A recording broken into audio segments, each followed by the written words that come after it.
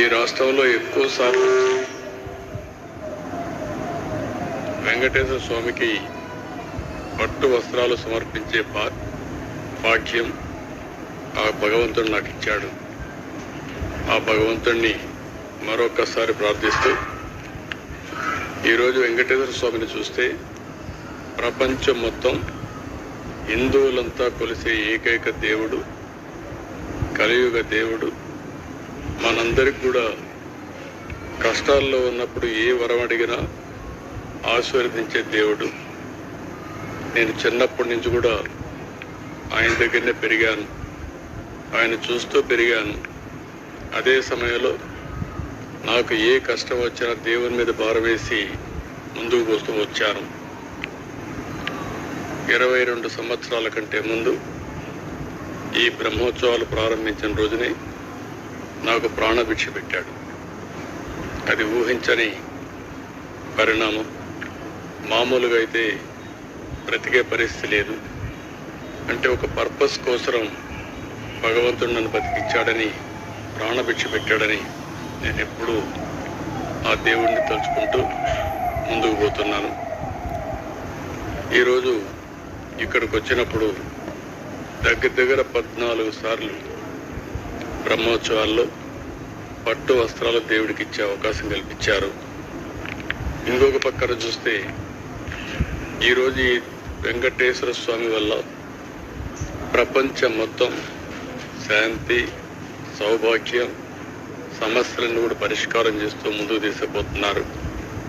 అలాంటి వెంకటేశ్వర స్వామి దగ్గర ఎన్నోసార్లు మనం అందరం కూడా ఎన్నో మంచి కార్యక్రమాలు చేశాం. ఒకప్పుడు మీరు ఒకసారి చూస్తే ఇక్కడ బోర్డు మెంబర్స్ అందరూ ఉన్నారు, చైర్మన్ గారు, ఈవో గారు ఉన్నారు.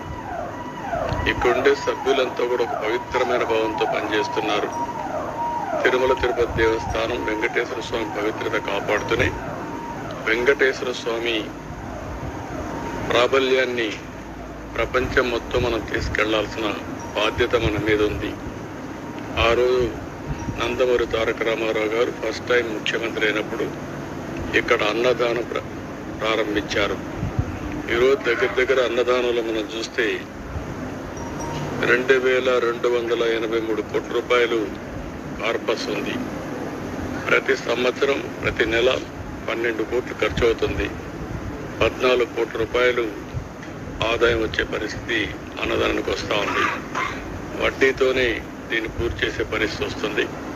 ఈరోజు టీటీడీ బోర్డులో ఉండే మెంబర్స్ని, చైర్మన్ని, ఈఓని అందరినీ కోరుతున్నా, మీరు కూడా టీటీడీ టెంపుల్స్ ఎక్కడైతే ఉన్నాయో మన ఆధ్వర్యంలో నడిచే టెంపుల్స్ అన్నింటిలో స్టాండర్డైజ్ చేసి ఇక్కడ ఏ విధంగా అయితే అన్నదానం కార్యక్రమం జరుగుతుందో అలాంటి కార్యక్రమం అన్ని టెంపుల్లో చేయాల్సిన అవసరం ఉంది.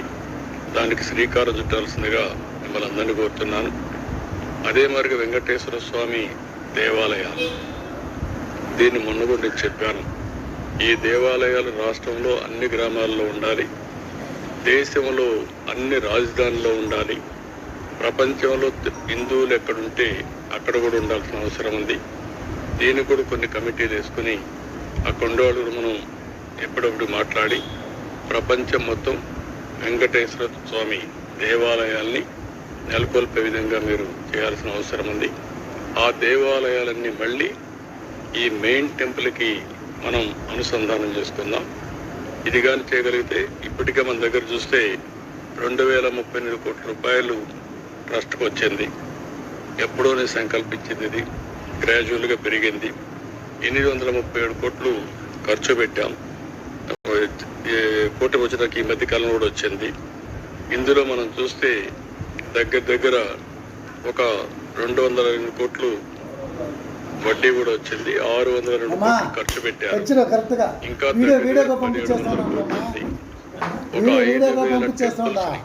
5,000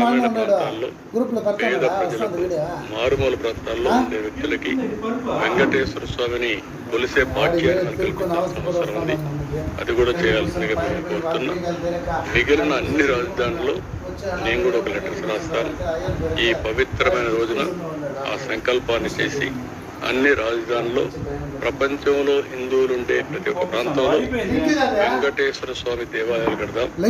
అక్కడ ఉండే దాతలు వస్తే వాళ్ళ యొక్క ఇది కూడా తీసుకుంటాం. అవసరమైతే మనం కూడా కొంత డబ్బులు ఖర్చు పెట్టి ఈ కార్యక్రమాన్ని పూర్తి చేద్దాం. ఇంకొక పక్కన ఆ రోజు మీరు అందరూ చూస్తే ప్రాణదానం కార్యక్రమాన్ని ప్రారంభించాం. ఎప్పుడైతే వెంకటేశ్వర స్వామి నాకు ప్రాణ భిక్ష పెట్టాడో ఆ రోజే ఆ కార్యక్రమానికి శ్రీకారం చుట్టాం. అది మనం చూస్తే ఈరోజు దగ్గర ఈ కార్యక్రమంలో కూడా 790 రూపాయలు వచ్చింది. 21 కోట్లు ఖర్చు పెట్టాం. 685 కోట్లు ఉంది. దీన్ని కూడా మనం లాజికల్ గా తీసుకుపోవాల్సిన అవసరం ఉంది. ఆ రోజు దీన్ని ప్రారంభించిన కారణం కూడా వెంకటేశ్వర స్వామి ఉండే ఈ ప్రాంతంలో రాయలసీమ మొత్తం సరైన వైద్య సౌకర్యాలు లేవు.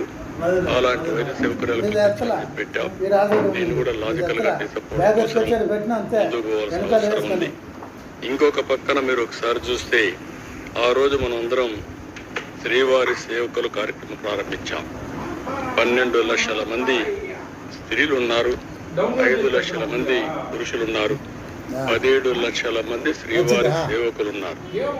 ఈ శ్రీవారి సేవకులు కూడా భారతదేశం కూడా నెట్వర్క్ చేసి ఎప్పటికప్పుడు వారి సేవలకు అనుగుణంగా రేటింగ్ కూడా చేసి వారికి గుర్తింపించి వారు కూడా ఇక్కడికి వచ్చేదానికి అవకాశాలు కల్పించాల్సిన అవసరం ఉంది.